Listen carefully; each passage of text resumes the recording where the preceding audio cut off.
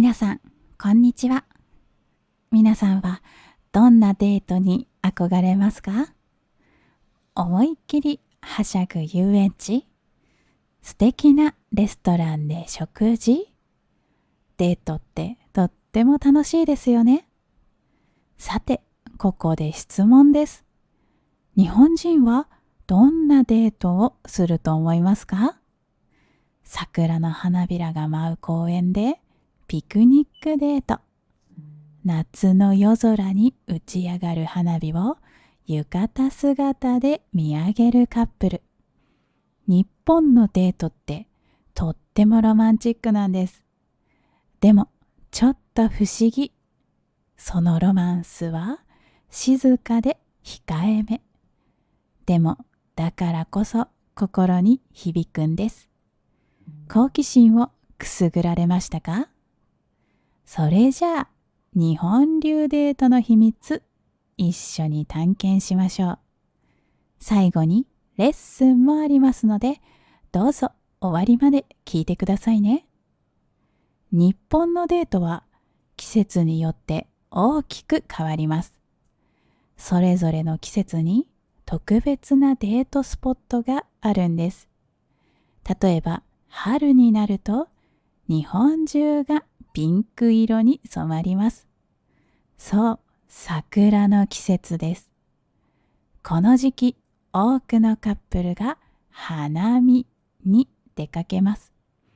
公園で桜を見上げながらお弁当を食べます。桜の花びらが舞い落ちる中でお互いの気持ちを確かめ合う。これってとってもロマンチックじゃありませんか？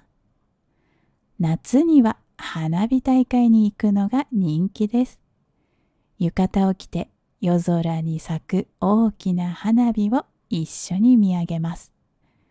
花火の音にドキドキする心臓の鼓動を重ねて、素敵ですよね。秋には紅葉を見に行きます。赤や黄色に色づいた葉っぱを見ながら静かに散歩します。手をそっと握り合って秋の風を感じながら歩く。言葉がなくても気持ちが通じ合うんです。冬にはイルミネーションを見に行くのがおすすめです。寒い夜にキラキラ輝く光の中を歩く。寒さを理由に少し体を寄せ合うのも素敵ですよね。でも日本のデートで一番大切なのは実はコミュニケーションなんです。ここがちょっとトリッキーかもしれません。日本では言葉にしないコミュニケーションがすごく大切なんです。以心伝心って聞いたことありますか？伝えなくても気持ちが通じ合うっていう意味です。例えば、日本人はあまり I love you って言わないんです。でもそれは愛情がないわけじゃありません。小さな気遣いやさりげない優しさで気持ちを表現するんです。相手の表情の小さな変化に気づいたり、黙っていても気持ちが通じ合ったり、これがすごくロマンチックなんです。日本のデートでは非言語コミュニケーションも重要です。例えば目を合わせるタイミングや体の向き方なんかも大切なんです。でも目をずっと合わせ続けるのはちょっと気まずいかも。適度に目を合わせて時々視線をそらす。これが自然な日本流なんです。そして間という概念も大切です。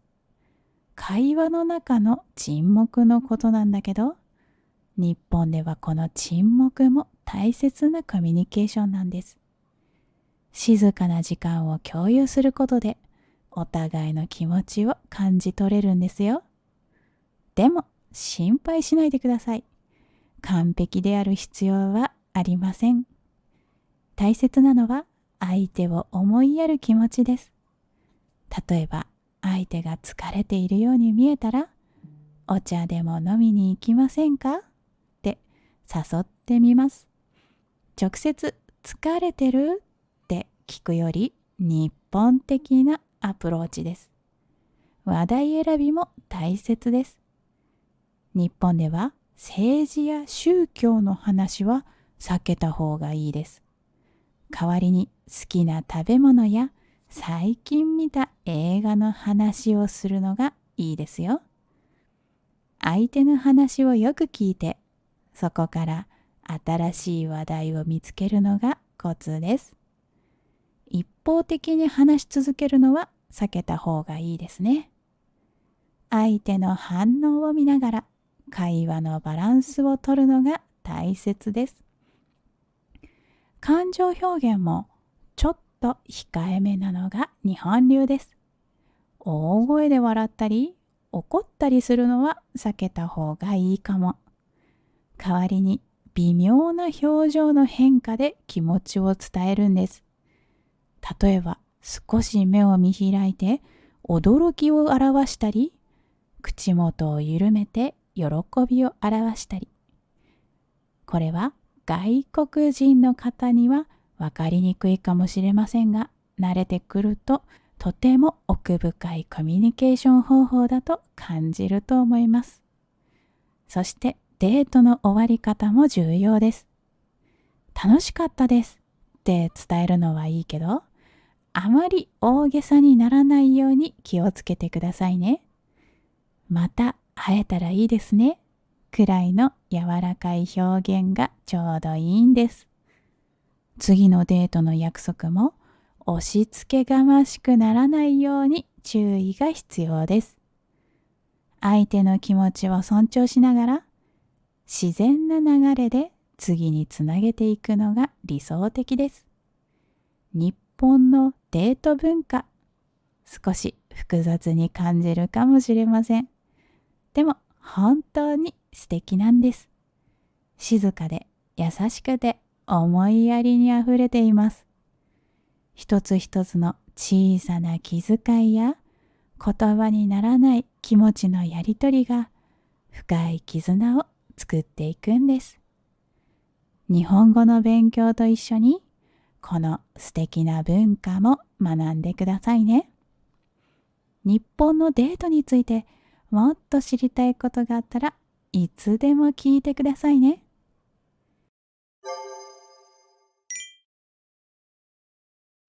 今日は案の定と頭を冷やすについて説明します。まずは案の定です。聞いたことありますか？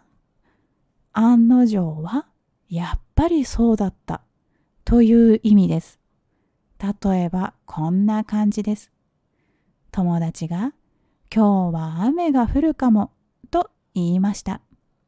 外を見ると空が暗くなっています。そして少し後に本当に雨が降り始めました。この時、案の定雨が降ってきたねと言います。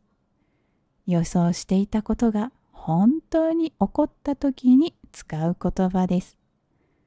案の定の由来も面白いんですよ。昔の日本では案は机を意味していました。定は決めるという意味です。つまり机の上で決めた通りということなんです。案の定電車は遅れていました。彼は案の定遅刻してきました。このように使います。次は頭を冷やすです。これは面白い表現ですね。本当に頭を冷やすわけではありません。頭を冷やすは落ち着くという意味です。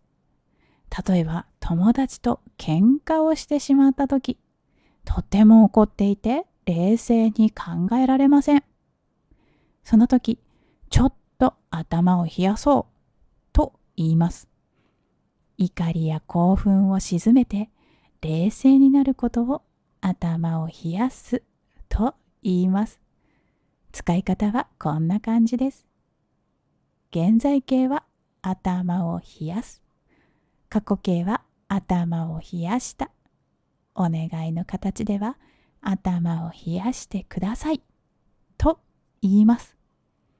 彼は怒っているから少し頭を冷やす時間が必要だと思います。というように使います。いかがでしたか？日本語の勉強大変だと思います。でもこういう面白い表現を覚えると楽しくなりますよ。今日はここまでです。このチャンネルの動画の文章をダウンロードできるようにサイトを作りました。よかったら応援してください。